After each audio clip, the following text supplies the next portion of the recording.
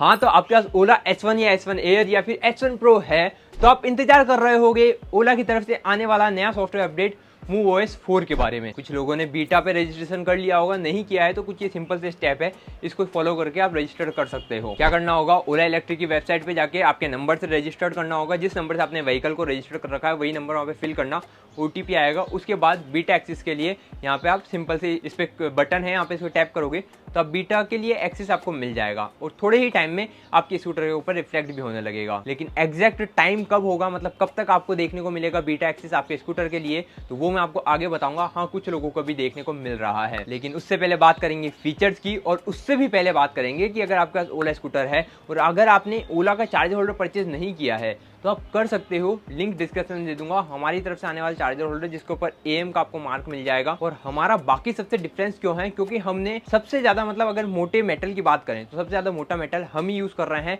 अगर आप इसको मेटल को नापना चाहो तो एक 2 रुपए का जो सिक्का होता है ना, उतनी मोटाई हमने रखी है। और साथ में हम आपको फ्री लॉक भी देते हैं और फिटिंग मटेरियल्स भी देते हैं। अभी हम बात करते हैं इसके अंदर फीचर्स कौन कौन से हैं और क्या फीचर्स सच में हमारे काम के हैं या नहीं। देखो, इंपॉर्टेंट फीचर जो है ना, वो 2 सबसे ज्यादा इंपॉर्टेंट फीचर्स है। मतलब इतने ज्यादा इंपॉर्टेंट मैं कह सकता हूँ कि यार सबसे ज्यादा अगर कहा जाए कि अभी तक के जितने भी इनके सॉफ्टवेयर अपडेट आए हैं या फिर ओला इलेक्ट्रिक के अंदर जितने भी फैंसी फीचर्स है, उनमें सबसे ज्यादा इंपॉर्टेंट फीचर्स कौन से हैं, तो ये 2 फीचर्स सबसे ज्यादा इंपॉर्टेंट मुझे लगते हैं। सबसे पहला तो यही है, फाइंड योर स्कूटर, नेविगेट और शेयर योर लोकेशन वाला, जहां पर आप अपने स्कूटर को फाइंड कर सकते हो। मान लो आपने किसी को दे रखा है तो आप ढूंढ सकते हो कि स्कूटर कहाँ रखा है या फिर कहाँ तक वो लेके गए हैं। और दूसरा जो है वो तो फैंसी फीचर है, मुझे लगता है 90% लोग यूज नहीं करेंगे, वो है party mode with concert mode. इसमें क्या होगा, काफी सारे ओला स्कूटर्स एक साथ पार्टी मोड यूज कर पाएंगे, जिसको हम कॉन्सर्ट मोड कह सकते हैं। फिर जो 3 फीचर्स है ना, ये फीचर्स भी काफ़ी ज़्यादा इंपॉर्टेंट है। मतलब दूसरे इलेक्ट्रिक व्हीकल्स कंपनियां जो है वो दे चुकी है, जैसे जियो फैंस हो गया,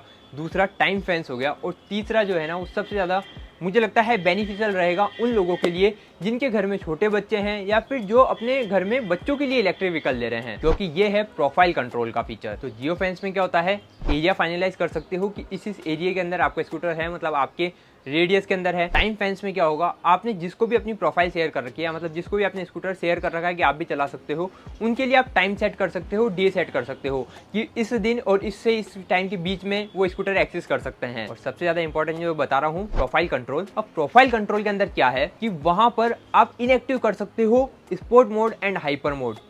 अब होता क्या है, जो यंग एज वाले लड़के होते हैं या फिर बच्चे कहें जो नया नया गाड़ी चलाना सीख रहे हैं, वो क्या करते हैं, स्पीड में गाड़ी भगाते हैं। तो जब आप इनएक्टिव कर दोगे तो उनकी प्रोफाइल के हिसाब से वो स्कूटर उस मोड पे जाएगा ही नहीं। साथ में आप जियो फैंस, टाइम फैंस भी इनएक्टिव कर सकते हो, मतलब इनके लिए भी अलाउ कर सकते हो कि जियो फैंस और टाइम फैंस जो है वो यूज कर सकते हैं या नहीं। और एक और जो इंपॉर्टेंट था जिसको मैं पहले बताना भूल गया, वो है टेम्पर डिटेक्शन। ये डर रहता है ना यार, स्कूटर के अंदर पासवर्ड लगा हुआ है, माना कोई आया आसपास जिसने पासवर्ड लगाया या फिर वो रॉन्ग पासवर्ड लगा रहा है, गाड़ी को उठाने की कोशिश कर रहा है, हमारी गाड़ी को डैमेज करने की कोशिश कर रहा है, तो हमारे को कैसे पता चलेगा। तो अब आपके मोबाइल के ऊपर अलर्ट आ जाएगा जैसे ही कोई आपकी गाड़ी के आसपास आएगा या उसे हिलाने की कोशिश करेगा। अब इतना सब कुछ दे रहे हैं तो एक नई थीम भी दे दी या फिर नया मूड भी दे दिया, जिसका नाम रख दिया केयर मोड। और फिर फाइनली राइड स्टेटस, जो कि अभी तक नहीं आ रहा था, वो अब देखने को मिलेगा हमारे को MuveOS 4 के अंदर। तो वहां पे आपको डिस्टेंस पता चलेगा कि इतना डिस्टेंस ट्रेवल किया है, आपकी रिसेंट राइड पता चलेगी, एवरेज स्पीड पता चलेगी, एफिशिएंसी पता चलेगी, रीजन डिस्प्ले करेगा कि रीजन से आपने कितने किलोमीटर सेव किए हैं, और ये भी बताएगा कि आपने कितनी मनी सेव की है पेट्रोल व्हीकल के कंपेरिजन में। और साथ में आपके अचीवमेंट्स भी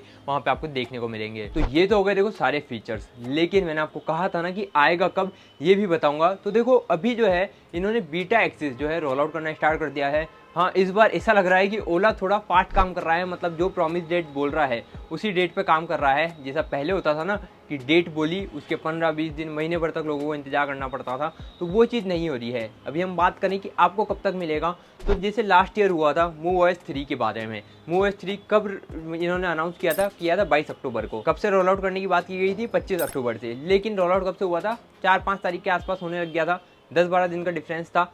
अभी इसके अंदर क्या हुआ, MuveOS 4 के अंदर रोल आउट कब से स्टार्ट करना था, 15 सितंबर से, अनाउंस किया था 15 अगस्त को, और 15 तारीख बाद से कुछ लोगों को रोल आउट कर दिया गया है। मतलब वो उसी तरीके से, वही पैटर्न है, पहले 100 जनों को रोल आउट किया है, अब उसके बाद 1000 को करेंगे। धीरे धीरे करके बीटा एक्सेस जो है वो सबको देना स्टार्ट करेंगे, जिन जिन लोगों ने एक्सेस के लिए वहाँ पे रजिस्ट्रेशन किया था। पर क्या सच में बीटा वर्जन आपको डाउनलोड करना चाहिए? तो मुझे लगता है अभी उन लोगों को बिल्कुल डाउनलोड नहीं करना चाहिए जो अपने स्कूटर के साथ रिस्क नहीं लेना चाहते, या फिर जिनको ऐसा लगता है कि यार कुछ ना कुछ प्रॉब्लम हो गई तो हम क्या करेंगे, या फिर जिनके एरिया में सर्विस इशूज़ है, क्योंकि बीटा एक वर्जन है, इसके अंदर कुछ ना कुछ बग हो सकता है और उस बग की वजह से आपके स्कूटर के अंदर आपको कुछ प्रॉब्लम आ सकती है। फिर आप परेशान हो गए कि यार सर्विस नहीं मिल रही है, या फिर सर्विस इशूज़ आपको आ सकते हैं, क्योंकि नॉर्मल सी चीज़ है ना, सॉफ्टवेयर है, सॉफ्टवेयर में ग्लिच आया तो आपकी व्हीकल में ग्लिच आएगा, व्हीकल में ग्लिच आया तो आप परेशान हो जाओगे। बाकी अगर आपको नहीं मिला है तो इंतजार करो, 10-12 दिन के अंदर आपको अपडेट आ जाएगा, आपके मोबाइल के ऊपर पॉपअप हो जाएगा, जैसा हमारे कुछ सब्सक्राइबर के साथ हुआ है तो इस तरीके से पॉपअप हो जाएगा। फिर आप वही जैसे MuOS 3 आपने डाउनलोड किया था वैसे ही डाउनलोड करना है। और जिनके MuOS 3 ही इंस्टॉल्ड आया था उन लोगों को बता दूं, सॉफ्टवेयर अपडेट के अंदर आपके सामने नोटिफिकेशन आ जाएगा, डिस्प्ले पे भी आ जाएगा छोटा सा साइन डाउनलोड का, वहाँ से जाके आप डाउनलोड कर सकते हो।